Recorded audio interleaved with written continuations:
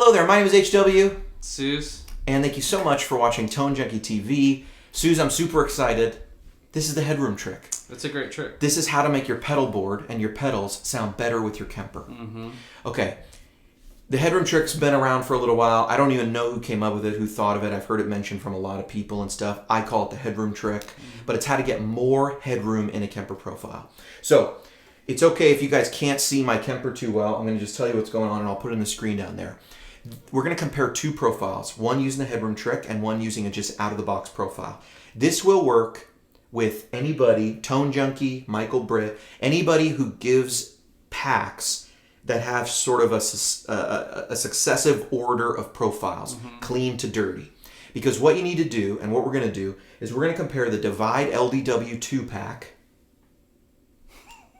with another profile I've created, which is this. The Divide LDW2 has gain of about 2. The gain is at 1.9, 1.8. Okay? Mm-hmm. I've now taken LDW6, which had a gain of 5.5, and I've backed it down to 1.8.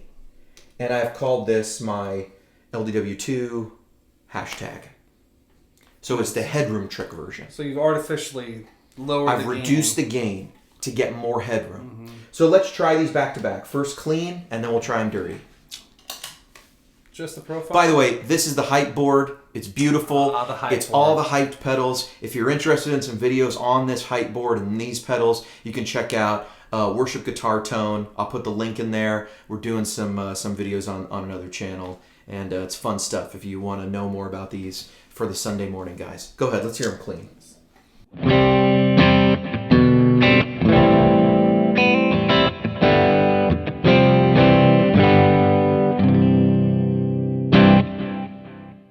And now here's the Headroom trick version.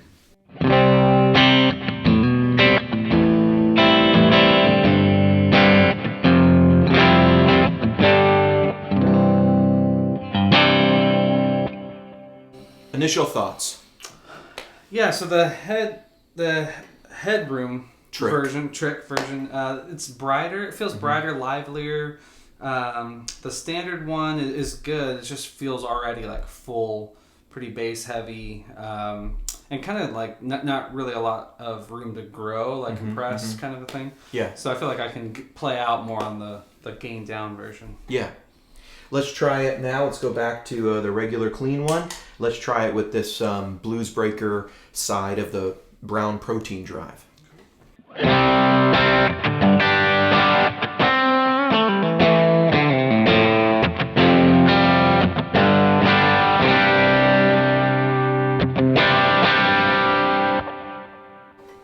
That's pretty good. Pretty good. Here is the Headroom trick version.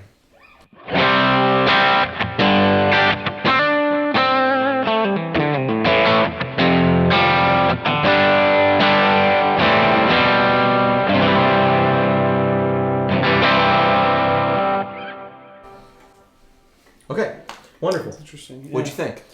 I feel like you can hear what the pedal is doing a little bit more. Like it brings its own character to the equation, maybe a little bit clearer or better. And then I also think with the normal one, it's you're sort of just still getting that bloated big sounds. Yeah. You know, it almost doesn't. You don't need a pedal on the outside of the on your board. You know, so with the gain down one, it almost like makes sense. Like, yeah, we'd want some overdrive pedals to help it along. You know. Totally. Let's slam it even more.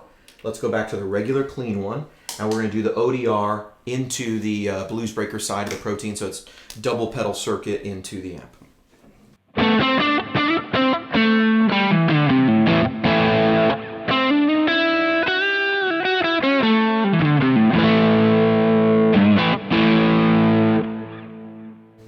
And here's the Headroom trick version.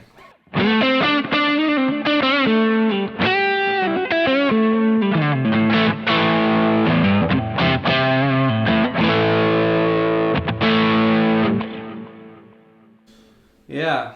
I hear it. Do you notice it? Yeah. What does it feel like playing? Yeah, I mean, that compression is playing a big part on the normal profile. It's squashing it down. I play louder. It really doesn't let me go there. But yeah, right away with the one that's gained down, I just feel like I'm more starting there, and if I play louder, it's letting me get up there, you know. And of course, the pedal, it's bringing both of those sides together. It's almost like getting too mushy when it's a full-on profile. Right. Yeah.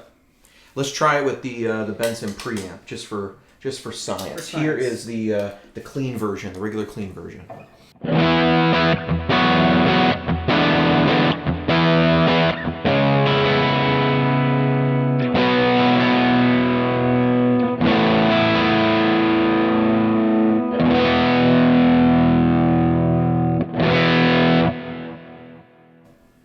Okay, very nice. Now let's try the Headroom trick.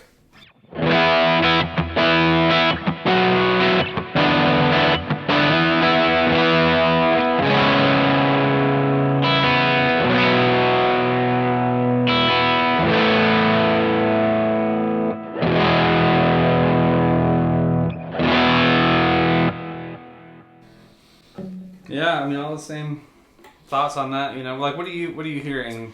There's a little more bass in the clean one rather than the Headroom trick version, and I think that's just a function of the two profiles being slightly different. But even removing that bass, you still feel a different dynamic range. I'm not playing the guitar right now, obviously, but I've done this before, and this is what I do, kind of to run pedals in, or I usually just pull a profile, back it off, and just leave it. You know, then I go on to other profiles and stuff. But if I'm running a pedal board in, this is what I do because it feels more like an amp. It doesn't, and I've heard people complain that they get a Kemper, they get a pedal board, and it takes pedals differently. And that's maybe a real criticism, but I find that this trick fixes that, 80, 85, 90%, you know what I mean? I don't feel like there's a ton of difference after this. I think that sometimes people aren't using the same amp that they're used to. Maybe they're used to a Hot Rod Deluxe, and all of a sudden they're using a clean Benson amp. And they think, well, the Benson amp's like an American amp.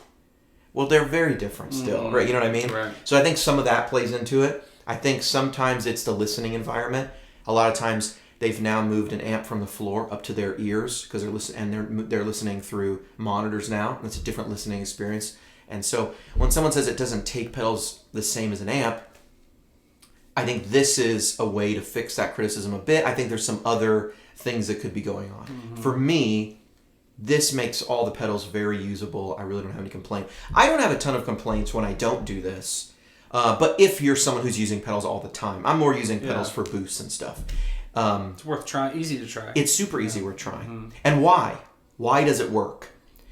I could go on and on about why it works, but to put it as succinctly as possible, and I'm really going to try to make this short, Sooze, because I'll talk about this for like an hour on the Tone Junkie podcast instead. But for the purpose of the Kemper is not creating a model, right? We all know that you can't just turn the gain up or down. We all know what happens when you take a clean profile and you turn it all the way up. It stops sounding like the amp. It sounds like something else. And we know that when you take a really dirty profile and clean it up, it does a pretty good job cleaning up profiles. But adding that gain seems to be difficult. Why? The Kemper's capturing that amp at one moment in time. And the way a tube behaves on 2 is different than how it behaves on 6. When the Kemper's profiling, it sends in these signals. Boo, boo, boo, boo, boo, boo, shh, ooh, ooh, ooh, ooh. And while it's doing that, one of those signals starts at a very low intensity, goes to a high intensity. It's measuring the dynamic range. And that is how it's able to mimic the touch sensitivity of a guitar amplifier. It's measuring how a pickup will react played soft or loudly. But that range is probably a lot smaller than the range that takes place when all of a sudden you start slamming the front of the Kemper with extra decibels because you like it. So the Kemper, it really only knows what that amp was going to do within the range it measured when it was on 2. Right. In the real world, you could theoretically continue to slam signal into that amp, and it would kind of be like just moving up the gain on the amp.